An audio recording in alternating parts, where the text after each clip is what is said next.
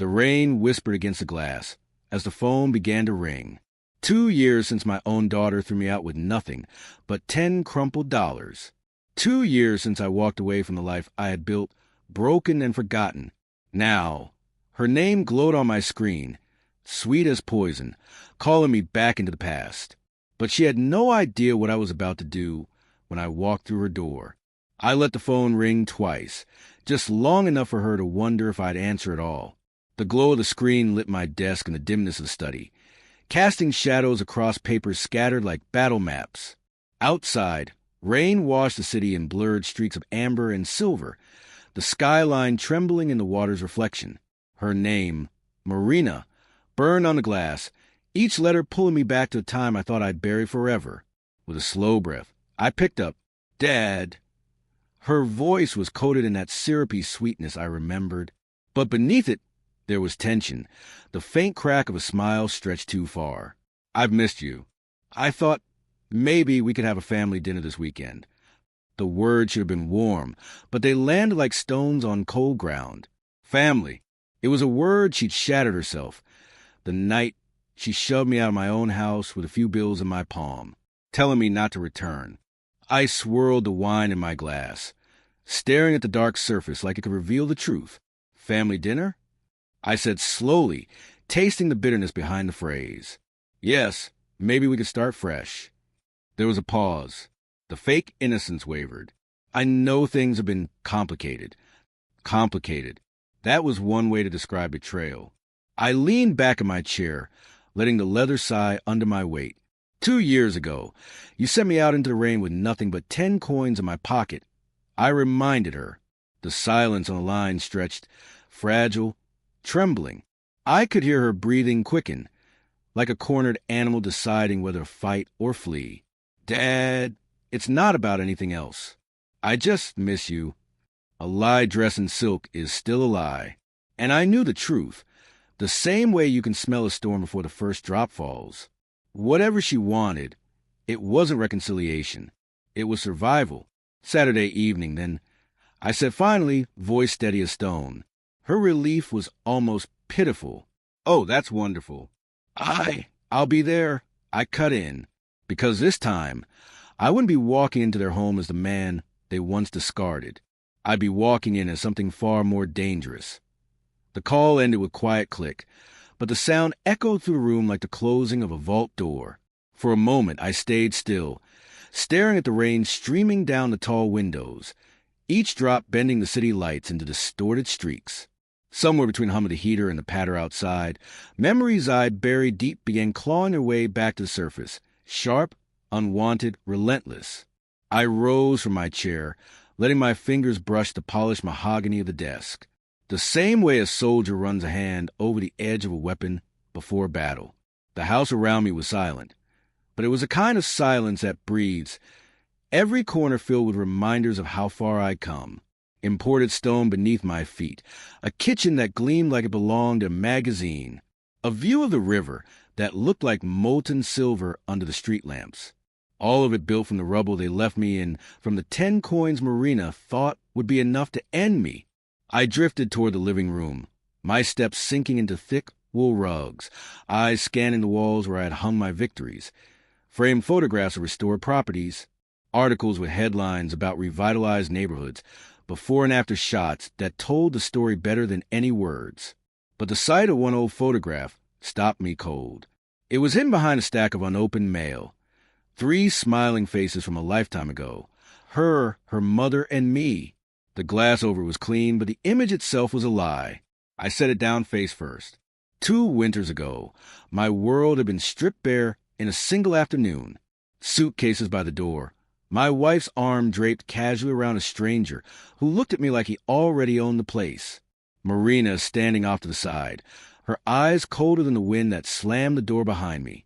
Her words had been crisp, deliberate, like a verdict being read aloud. "You don't belong here anymore." That night, I traded the warmth of a home for the stench of a budget motel. Peeling paint on the walls, a mattress thin enough to feel every spring, the steady drone of trucks on the highway outside. My dinner was a cup of instant noodles, eaten with the TV flickering blue shadows across the bed. And somewhere in that dim, chemical-scented room, something inside me hardened. Not just anger, resolve. Now, as the rain thickened outside, I could feel that same steel settling back into my bones. This dinner wouldn't be about reconciliation. It would be about truth. And when I walked out her house again, it wouldn't be empty-handed. Morning light spilled into my room the next day, painting the river outside in gold and smoke. The quiet hum of the espresso machine was the only sound, filling the air with the scent of something warm and sharp. So far removed from the bitter, cheap coffee that had kept me alive in those first weeks after exile. Back then, my days started with desperation. Now, they began with decisions. Which property to sell, which investment to double, which victory to claim next. I sat at the edge of my bed, fingers brushing against the cool silver frame of another photograph. This one wasn't hidden. It was left out as a reminder, not of love, but the moment it all burned down. In the image, Marina still had the softness of someone who hadn't yet learned how much damage she could cause. Her mother's smile was wide enough to hide 1,000 lies. And there I was, foolishly content, standing on the edge of a cliff I couldn't see. The memory of that fall was carved into me like stone. I had walked out with nothing but 10 dull coins and the clothes on my back. Within hours, the home I'd worked for decades to build was no longer mine. The family I thought was unshakable had already locked the door behind me. I slept under thin blankets, worked with my hands until my knuckles bled, ate whatever I could afford from gas stations and corner stores. It was a life stripped bare to the bone. But in that stripped-down world, I learned something they hadn't counted on. How to start from nothing and turn it into more than they could imagine. One broken building became my first project. One sale became 2. And 2 years later, the man they tried to erase was worth more than they'd ever dreamed of touching. As I sipped the last of my coffee, the phone on my desk lit up again. Her name this time not with sweetness, but with urgency. It wasn't the kind of call you make to invite someone to dinner. It was the kind of call you make when the water is rising too fast and you've run out of ways to swim. Her voice at the line before I could even say hello. Fast, tense, with that rehearsed tremor people use when they want to sound fragile. Dad, we have a problem. A big one. The background was a mix of muffled whispers and shuffling papers. Like someone was coaching her just out of range. I let the silence sit between us, knowing it would make her feel it. It's financial, she finally said, lowering her tone like the word itself was dangerous. Financial, I repeated, leaning back in my chair, my eyes drifting to portfolio reports spread across my desk. I'd spent years turning scraps into an empire, and now here was my daughter, who once told me I was worth less than the dust on her shoes, calling as if nothing had happened. What kind of financial? I asked, keeping my voice even, almost bored. The kind that could ruin me if I don't get help, she said, hesitation lacing each word. The truth was already clear in her tone. This wasn't about reconciliation. It was about survival. Hers, not ours. How much? I asked, cutting through the pretense. There was a pause, and enough to cover some debts. Let's say 200,000. The number rolled off her tongue too quickly, like it had been practiced. I stared out the window at the rain-slicked streets below, every drop glowing under the street lamps. 200,000, I said again, not as a question, but as an echo, letting it hang in the air. Yes, but it's not a loan, she rushed. It's an investment, for both of us. Her pitch was smoother now, as if hope had crawled back into her voice. I almost laughed, not because it was funny, but because I could already see the ending she couldn't. I'll think about it, I told her, my tone unreadable. And as the line went dead, my gaze dropped to the locked drawer in my desk. Inside it, the kind of evidence that could crush her carefully painted world in a single night. The question now wasn't whether I'd use it, but when, that night, I sat in my study long after the city had gone to sleep. The river outside moved like black glass, carrying the shimmer of neon lights in slow, broken lines. On my desk, the evidence lay in careful stacks. Screenshots, contracts, angry letters from customers who had been promised what never existed. Each page was a weapon, sharp and precise, waiting for the right moment to be drawn. I had spent weeks gathering it, following trails she didn't know she left behind. Bank transfers under false names. Orders marked fulfilled for items that had never been shipped. The numbers didn't just tell a story, they sang it. A story of greed wrapped in the language of business. In another folder was her mother's trail. Posts dripping with staged vulnerability. Donation links set beneath photographs designed to provoke sympathy. But the medical records told a different truth. No illness. No treatments. Just a performance for strangers on the internet. Each dollar given in good faith siphoned into handbags, jewelry, and vacations. I leaned back, my fingers steepled under my chin. They had built their lives on deception, confident that no one would dare pull at the threads. But the threads were already in my hands. The question wasn't whether I'd unravel them. It was how to make the collapse impossible to ignore. And so I began a plan not for a simple refusal, but for an evening they would never forget. An evening where every mask would crack, every lie would bleed into the open, and every person watching would know exactly what they were. By the time I was done, the very air in that house would be heavy with consequences.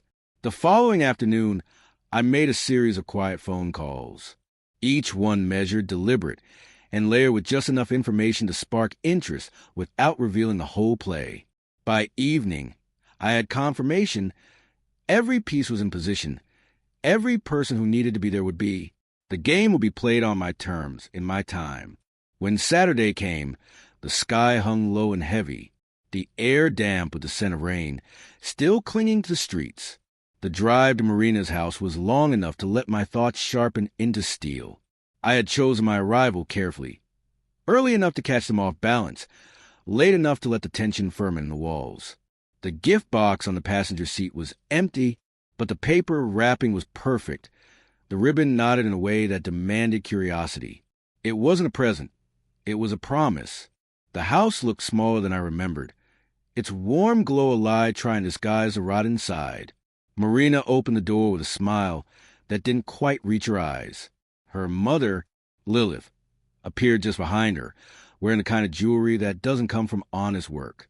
"Come in, Dad," Marina said, stepping aside, her voice pitched in that careful tone that hovers between welcome and calculation. The dining table was set like a stage, candles flickering, wine glasses gleaming. The smell of roasted meat drifting from the kitchen. Grayson, the man who had taken my place years ago, stood awkwardly by the window, dressed as if he were attending a meeting he didn't want to be part of. I placed the gift box on the sideboard, letting their eyes follow it before I took my seat. "I have something for later," I said simply, letting the words linger in the air like smoke. The conversation limped forward, stitched together with pleasantries they didn't believe, and I didn't care to answer. But under the surface, I could feel it. The growing urgency in Marina's glances, the way Lilith's voice tilted every time she spoke about family opportunities. They were circling, building to whatever pitch they had rehearsed. And I, patient as stone, was waiting for the clock to strike. Marina struck first, her fork resting on the edge of her plate, like she'd been waiting for a signal only she could hear. "You've done so well for yourself, Dad," she began, her voice warm the way a predator's gaze is warm before the strike. "I was thinking maybe we could work together. A partnership, something for the whole family." Lilith leaned in, her hand brushing mine, a gesture meant to seal solidarity. "Family is everything," she echoed, smiling in a way that belonged on a stage, not a dining room. I let the words settle, sipping my wine as if considering them. "What sort of partnership?" I asked, though I already knew the answer. Marina's eyes lit briefly with the satisfaction of a rehearsed pitch finding its opening. $200,000 to cover short-term issues," she said, voice steady but her fingers drumming against the tablecloth. "It's not charity, it's an investment. You'd see returns. Big ones." The clock in the hallway ticked, each second syncing with the hum of anticipation that had been building all evening. I set my glass down, meeting her gaze with the same calm I'd keep if we were discussing the weather. "That's quite specific," I said slowly. Before she could respond, the doorbell rang. Its sharp chime sliced clean through her momentum. She blinked, startled, her eyes darting toward the sound. "Were you expecting someone?" Lilith asked, her tone tinged with annoyance.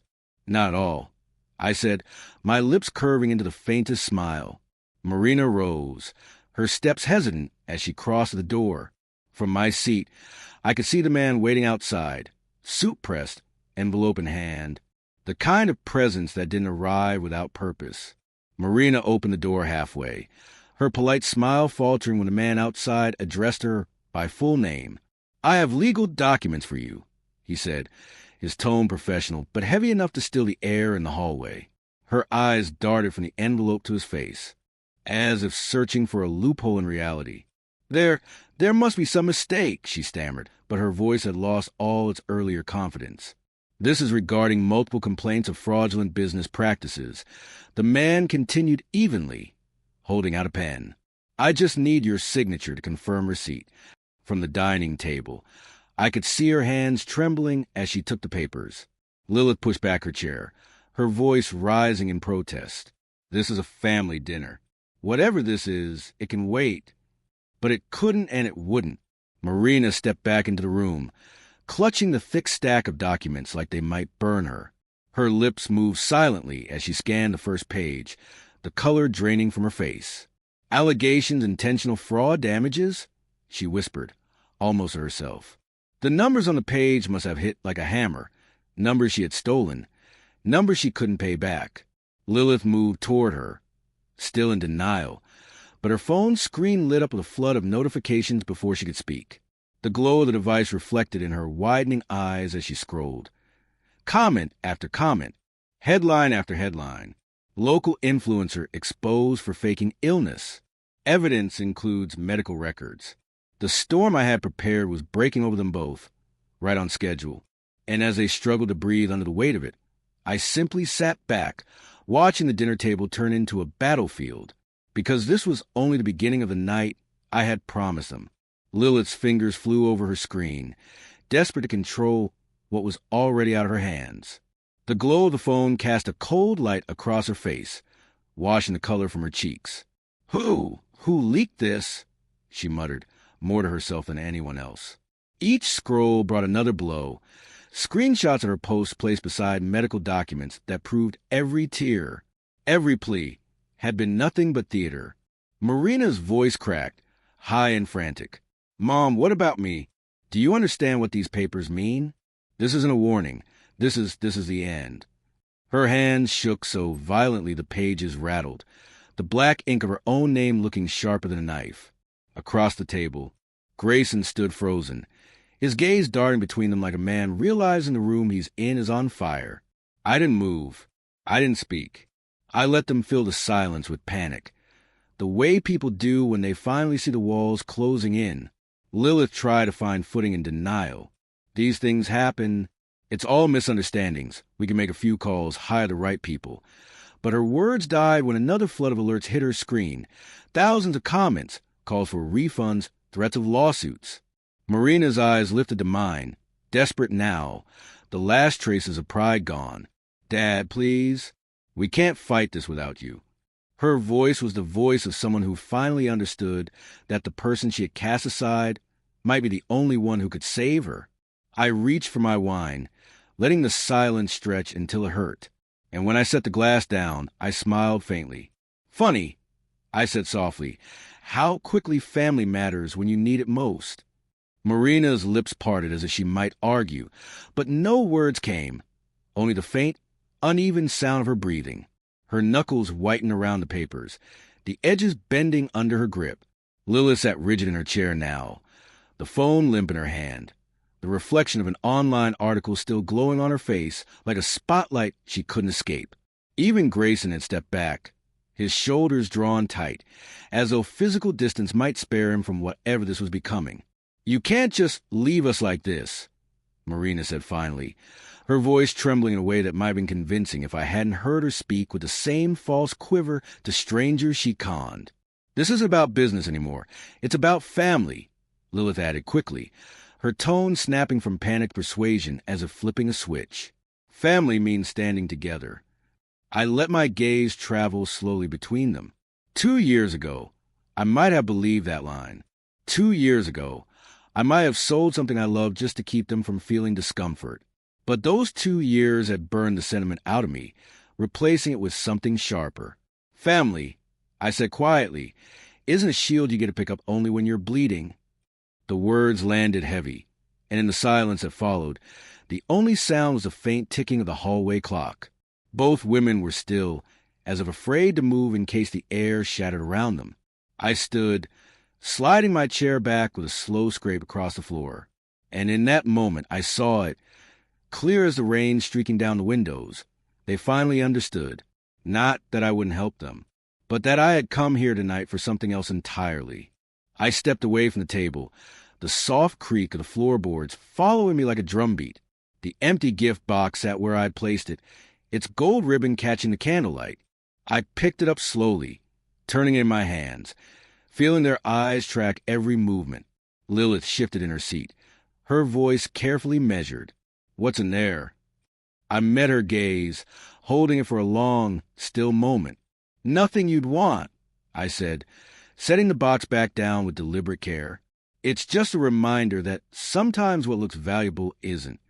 The truth in the words seemed to hollow the air, the way wind empties a room before a storm. Marina's composure cracked. Her voice rose with the heat of desperation. "Why are you doing this? You could help us right now. With one phone call, and none of this would matter." I walked toward the door, each step slow, as if I had all the time in the world. "Exactly," I said without looking back. "And that's why it matters more than you think." Behind me, their voices tangled, pleas, protests, fragmented excuses, but they blurred into the hum of the rain outside. Because this wasn't the night they would be saved. This was the night they would learn what saving themselves really meant. The cold air from the open hallway brushed against my face as I reached for my coat. Behind me, chairs scraped the floor in sudden motion. "Wait!" Marina's voice cracked, slicing through the quiet like a splinter. I stopped, not because she asked me to, but because I wanted her to hear the silence that followed, a silence heavier than any answer I could give. She came around the table, the legal papers still in her hand. Edges crumpled where her fingers had crushed them. "This isn't fair," she said, her tone swinging between anger and pleading. "You don't understand how much we've been through." I turned my head just enough to catch her reflection in the glass of the front door, her face pale, her eyes darting like someone searching for the right lie to cling to. "I understand exactly," I said, my voice low, deliberate. "I understand that you only remember family when you've run out of other options. I understand that 2 years ago, you handed me less than the cost of a bus ticket and told me to disappear. And I understand," I paused, letting the words dig in, "that tonight I'm returning the favor." Lilith's voice cut in, sharp, laced with panic. "You'll regret this. One day, you'll need us." I face them fully now, the weight of the years between us coiled into every word. "No," I said, the faintest hint of a smile breaking through. "I made sure I'd never need either of you again." The latch clicked as I opened the door, and the cold night air poured in. They stood frozen in the glow of their collapsing world, not yet realizing how far the fall would be. And I stepped out into the rain, leaving the door open just long enough for them to hear the last thing I had to say. The rain met me like an old friend, soaking into my coat within seconds, its cold weight grounded me in the present. Behind me, their voices bled to the open doorway. Half shouts, half pleas, tangled with each other until they were indistinguishable. It wasn't the sound of people seeking forgiveness. It was the sound of people realizing there was nothing left to bargain with. I stepped onto the driveway, my shoes splashing through shallow puddles that reflected the warm, false glow spilling from their windows. The scene behind that glass could have been mistaken for a family gathering. Candlelight, polished tableware, figures leaning toward each other. But I knew better. That house wasn't a home. It was a stage collapsing in on itself. A car passed on the road, its headlights cutting briefly across the yard, illuminating their faces in the doorway. Marina clutched the papers to her chest like they might shield her from the cold. Lilith still held her phone, her thumb frozen above the screen, as though one more message might undo the thousands already flooding in. Even from a distance, I could see the cracks, expressions too still, postures too rigid, the weight of consequence pressing down. I opened my car door, the leather interior warm from the seat heaters, a stark contrast to the chill outside. For a moment, I looked back, memorizing the sight, not out of nostalgia, but out of finality. They had taken everything from me once, certain I'd never recover. Now I was leaving them with exactly what they'd given me. Nothing but the echo of a closing door. I started the engine, the low rumble drowning out the last muffled sound from the house. And as I pulled away, the streets swallowed their light, until the only thing ahead was the dark road and the quiet satisfaction that I had finished what I came to do. But even as the rain blurred the windshield, I knew this night was just one chapter in a story they would keep reliving long after I was gone. The rain followed me all the way back into the city, streaking the windshield in silver threads under the streetlights. Each red light along the route felt like a pause between chapters, a moment to let the weight of the evening settle. I wasn't replaying their words. Those were meaningless now. What stayed with me were their faces, frozen in that perfect, unguarded moment when they realized I hadn't come to save them. By the time I reached the quiet stretch near my building, the storm had eased into a soft drizzle, the streets glistening like polished stone. I parked, the hum of the engine fading into the steady drip of water from the eaves. Inside, the air was warm, touched by the faint scent of cedar from the shelves lining my study. It felt like stepping into another world, one they could never touch again. I set my coat over the arm of the chair and crossed to the desk where the remaining folders lay. Evidence, contacts, the network I'd built piece by piece, all resting under the soft glow of the lamp. Tonight had been about timing, precision, but it wasn't the end. Their unraveling was only beginning, and I knew the ripples would reach farther than they could yet imagine. Leaning against the desk, I poured myself a drink, the amber liquid catching the light in fractured gold. Outside, the city kept breathing, indifferent to the storm that had torn through a small corner of it. Somewhere in that indifferent sprawl, they were sitting in the wreckage, realizing how permanent tonight would be. I raised a glass slightly toward the window, as if toasting the rain-soaked skyline, because in the quiet of that moment, I knew something they didn't. I wasn't done yet. I set the glass down and opened the top folder, running my hand over the thick stack of documents like a craftsman inspecting his tools before the final cut. Names, dates, account numbers, statements. They weren't just records, they were fault lines, and I knew exactly where to strike. The dinner had been the detonation. Now came the aftershocks. I dialed the first number, a voice answering with the clipped tone of someone used to speaking in courtrooms. I have confirmation, I told him. Every piece of evidence you asked for is in the package I'm sending tonight. The pause on the other end was short, followed by a low, deliberate reply. Then we proceed.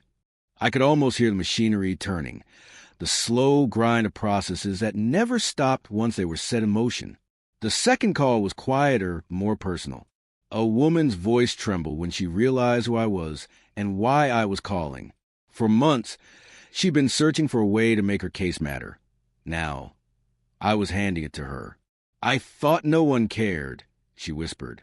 "I care," I said, "and soon a lot of people will." By the time I ended the last call, the city outside had fallen into that deep, late-night stillness where even the air seems to hold its breath. Somewhere, Marina and Lilith were probably still awake, pacing, making plans that would dissolve by morning. They didn't know it yet, but every road they tried to take from here would already be blocked. I closed the final folder and leaned back, the shadows of the room stretching long and sharp. The storm wasn't over. It was only circling back. I woke before sunrise, the sky outside still a deep slate blue. The rain had stopped, leaving the streets slick and gleaming under the pale glow of the street lamps. Steam curled from my coffee cup as I stood at the window, watching the city shake itself awake. Today wasn't about confrontation. It was about momentum. And momentum, once built, is almost impossible to stop. At my desk, the folders were gone, already en route to the people who would know exactly how to use them. Emails had been scheduled, documents uploaded to secure servers, each file waiting for its moment to detonate. There was no longer a single point of failure. Even if someone tried to bury the truth, it would resurface again and again, stronger each time. I checked my phone. 2 missed calls from numbers I didn't recognize, and 1 message from a block sender. We need to talk. Urgent. I didn't bother opening it. Urgency was their reality now, not mine. Their mornings would be filled with lawyers who didn't call back fast enough, friends who suddenly stopped answering, and a slow, dawning awareness that every bridge they might have crossed was already gone. I sipped my coffee, letting the warmth slide down like a slow exhale. They had thought 2 years ago that leaving me with nothing was the end of the story. But endings are only endings if you stop turning the page. And I had just started a whole new chapter. One they'd be forced to read whether they wanted to or not by mid-morning. The city was alive with motion, horns echoing off glass towers, delivery trucks rumbling over slick pavement, the scent of rain still clinging to the air. I walked into the corner cafe near my office, the kind of place where no one asked questions, and sat by the window with my second coffee of the day. The laptop in front of me wasn't for work. It was for watching the fallout unfold in real time. News articles had already started to surface, small at first, tucked into local business sections and online forums. But the comments told me everything I needed to know. People were sharing, tagging, and pushing the story further than any headline could. Screenshots from Marina's business were everywhere now, paired with testimonies from customers who had been brushed aside or blocked. Every hour, more came forward. Lilith's scandal was moving even faster. An investigative blog had run a full expose that morning, and within minutes, it was being reposted across every social platform. The photographs she had once staged so carefully were now side by side with medical reports. The contrast so stark it didn't need commentary. Her name wasn't trending because people admired her. It was trending because they wanted her to pay. I sat back, the low murmur of the cafe wrapping around me like background music. Across the street, a billboard flashed a new real estate development ad. Sleek towers, blue skies, promises of a better life. It made me think about the one I'd built for myself, piece by piece, while they spent theirs tearing down trust. They would spend the coming weeks scrambling to contain the damage. But what they couldn't realize, was that there was nothing left to contain. The tide had already turned, and it wasn't coming back. By early afternoon, the phone calls began, not to me, but to the lawyers and investigators whose numbers I quietly placed in the right hands. Some were polite and measured, others frantic and barely coherent. But they all carried the same undertone: fear. Fear not just of what was already public, but of what might still be waiting in the shadows. I didn't answer when an unfamiliar number flashed on my screen. Instead, I watched the messages stack up. Pleas for just a quick conversation. Offers to work something out. Thinly veiled threats about how far this could go. The irony was almost poetic. They still thought they could negotiate with the truth, as if it were just another contract they could bend to their will.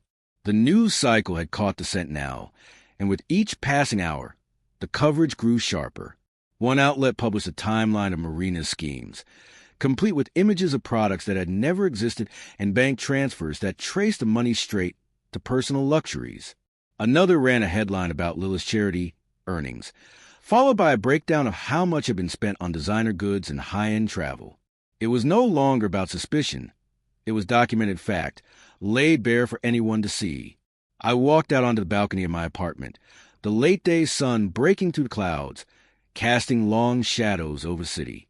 From up here, the streets looked calm, the river glinting like a blade in the distance. It was a strange contrast to the chaos unfolding elsewhere, the invisible storm dismantling 2 carefully crafted facades piece by piece. I took a slow breath and leaned against a railing, my eyes on the horizon. They had thought the worst thing I could do was walk away. They were wrong. The wind picked up on the balcony, carried with a faint hum of the city, car horns in the distance, a siren fading somewhere far below. I stayed there, letting the warmth of the sun brush my face while knowing that elsewhere the light was only revealing more shadows. Somewhere across town, Marina and Lilith were likely sitting in rooms that suddenly felt too small, surrounded by papers and screens they couldn't shut off fast enough. I imagined them trying to reach people they once considered allies, contacts who now avoided their calls, sponsors who quietly erased their names from contracts, acquaintances who stopped replying altogether. That's the thing about public ruin. It doesn't just strip you of what you have, It strips you of who will stand beside you. Their world wasn't just shrinking. It was evaporating. Back inside, I set my glass on the counter and opened the secure drive one last time, scrolling through the files that had started it all. They weren't just evidence anymore. They were history. Proof of a turning point. The exact moment the balance shifted in my favor. Every document was dated, signed, and undeniable. As the sun dipped lower, the city outside turned to gold and shadow. The day had been long, deliberate, and decisive. But it wasn't over, not yet. I still had one last move to make, one final truth to deliver that would ensure there was no crawling back. And when I made it, they wouldn't just lose what they'd built. They'd lose the illusion that it had ever been real. The last light of day bled away, leaving the city wrapped in deep blue and silver. I sat in my study, the desk lamp casting a warm circle over the single envelope lying at the center. It wasn't thick, just a handful of documents inside, but the weight it carried was enough to finish what I'd started. This wasn't for the courts or the press. This was personal, a record of every choice they'd made, every lie they'd told, and every name they'd stepped on to climb higher. It wasn't meant to humiliate. It was meant to strip away the last fragments of denial they still clung to. I sealed the envelope slowly, pressing the adhesive with the palm of my hand, as if locking away something dangerous. Outside, the city was a lattice of lights, each window a story, each street a thread in the endless weave of lives intersecting. Somewhere out there, they were still scrambling, convinced they could talk their way out of what was coming. But they couldn't talk their way out of the truth. I slid the envelope into my briefcase and shut the lock with a firm click. The sound echoed in the stillness of the room, a quiet punctuation mark at the end of months of planning. Tomorrow, I would deliver it, not with anger, not with gloating, but with the calm precision of someone who knows there's no need to raise his voice when the facts speak louder than anything else. And when they opened it, they would finally understand this wasn't about revenge anymore. It was about closure. Morning arrived muted, the sky a pale wash of gray that made the city feel suspended in slow motion. I dressed without hurry, each movement deliberate, the kind of ritual you keep when you know the day ahead will change something permanently. The envelope waited on the desk where I'd left it, as still and patient as I was. The streets were damp from an overnight drizzle, the air cool enough to sharpen every breath. I walked past shop fronts just beginning to open, past people who had no idea the story they'd been reading online was about to find its final chapter. Every step felt measured, not because I was reluctant, but because I wanted to savor the weight of inevitability. Their building came into view, familiar and unchanged from the outside. If someone had passed by, they might have thought it was an ordinary morning inside. Coffee brewing, voices murmuring, the hum of appliances. But I knew better. Behind those walls, sleep had been broken by panic. Conversations had been sharpened into arguments, and hope had thinned into something brittle. I climbed the steps, each one hollow under my shoes, until I was standing at the door I'd once been told never darken again. For a moment, I let my hand rest against the wood, feeling the faint vibration of movement inside. Then I knocked, once firmly. The sound carried like a bell in the still air. When the door opened, their faces were exactly as I'd pictured, drawn, wary, searching for a clue in my expression. I didn't give them one. I simply handed over the envelope, and as they took it, I could see the questions forming, the silent calculation of whether opening it now would be worse than waiting. They didn't know it yet, but whichever they chose, the outcome would be the same. Marina held the envelope like it might detonate, her fingers tightening until the paper crinkled softly. Lilith stood just behind her, chin lifted in that familiar defiance, but I could see it. How her eyes kept flicking to the seal, her breath shallow and uneven. The air between us felt heavier than the gray sky above, thick with questions they weren't ready to ask out loud. Is this supposed to scare us? Lilith's voice was sharper than she meant it to be. No, I said evenly, my gaze locked on hers. It's supposed to make you see. Neither of them moved to open it, as if doing so would make whatever was inside too real to undo. I could smell the faint bitterness of coffee drifting from the kitchen, but it was already cold, like it had been poured hours ago and abandoned mid-thought. Somewhere deeper in the house, A clock ticked in steady defiance of the silence pressing in. Every sound felt magnified, even the faint scrape of Marina's thumb brushing against the edge of the envelope. "I think you should read it," I added quietly. Not an order, not a plea, just a statement of fact. Her throat bobbed once before she set it down on the small table by the door. The way they stared at it now reminded me of people staring at the horizon before a storm breaks. I turned to leave, my steps slow, not because I hesitated, but because I wanted them to feel the space I was leaving behind. At the threshold, I paused just long enough for the weight of the moment to root itself deep in the room. "When you open it," I said without turning back, "you'll understand why I'm not coming back here again." The sound of the door clicking shut behind me felt final, too final. But I didn't leave the street.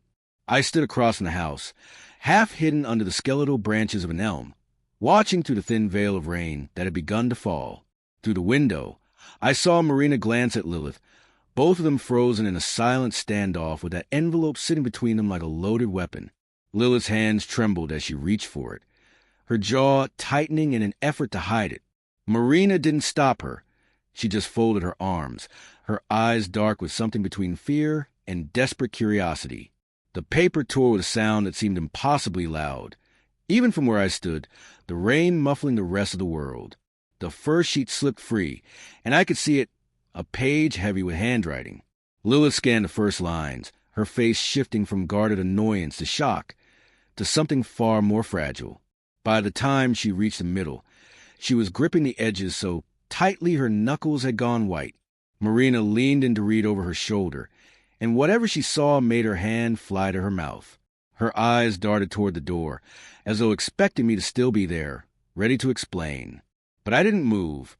The rain thickened, dripping from my hair into my collar, but I stayed rooted. Inside, Lilith's voice cracked as she whispered something to Marina. Marina shook her head, then took the page from her daughter's hand, as if needing to confirm the words for herself. And then Marina collapsed into chair, the letter dangling loosely from her fingers. Lilith backed away from the table, as though the words themselves had burned her. Her gaze found the window, locking onto the shadows where I stood. She didn't blink. She didn't look away. And in that moment, I knew she had finally understood. Lilith didn't break eye contact with me as she rose from the table. Her steps were slow, deliberate, like each one was a test to see if the ground beneath her would hold.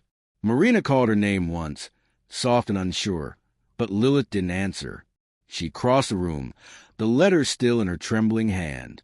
Her other hand reached for the latch on the door, hesitating for the briefest moment before pulling it open. The wind rushed in, carrying the scent of rain and the muted hum of the street, wrapping around both of us like a shared confession. For a long breath, we just stood there, her in the doorway, me on the cracked pavement. The letter was now damp at the corners, the ink bleeding slightly where the raindrops touched. She looked down at it, then back at me, as if weighing whether to speak or let the silence do the work. When she finally spoke, her voice was fragile, but her words cut clean. "This changes everything." It wasn't a question. It wasn't anger. It was something deeper, like she found a truth too heavy to hold alone. Marina appeared behind her, pale and still, her hand resting on the doorframe. Her eyes searched mine, not for an explanation, but for confirmation. And in that shared glance, I realized they both already knew the truth, even before the letter had arrived. The rain fell harder now, a steady percussion on the tin awning above the doorway. Lilith stepped out onto the street, standing so close I could hear her breath over the rain.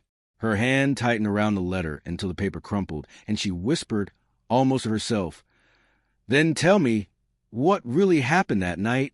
The question hung there, heavy and unyielding. Behind it was not just curiosity, but a demand for every lie, every omission, every shadow I'd left unspoken. And I knew that once I answered, there would be no going back. I drew in a slow breath, my chest tight, as if the air itself resisted what I was about to say. The rain blurred the edges of the world, each drop striking the ground with sound too sharp, too final. Lilith stood unmoving, her knuckles pale around the crushed letter, Marina frozen just behind her. "I was there," I said, my voice lower than I expected, almost lost to the storm. Her eyes narrowed, not in anger, but in a kind of weary recognition, as though some part of her had always known. I saw him that night, and I could have stopped it. The words tore something open between us. Marina stepped forward, shaking her head as if refusing to let the image take root. But Lilith didn't flinch. She just waited, letting the silence demand more. I didn't speak because I thought it would protect you. I continued, my voice trembling. But protection became a lie, and lies, they grow teeth. The rain was pouring now, soaking through my clothes, running down her face until I couldn't tell where the water ended and the tears began. She looked away, toward the far end of the street where the shadows thickened. Then it's still out there, she said softly, more to herself than to me. Her gaze returned to mine, and in that moment I saw her decision harden. She tore the letter clean in half, letting the pieces scatter into the wet air like pale, dying birds. Then we finish it tonight. The wind caught her hair, whipping it across her face, and she didn't move to brush it away. Marina stepped beside her, her eyes no longer pleading, but resolved.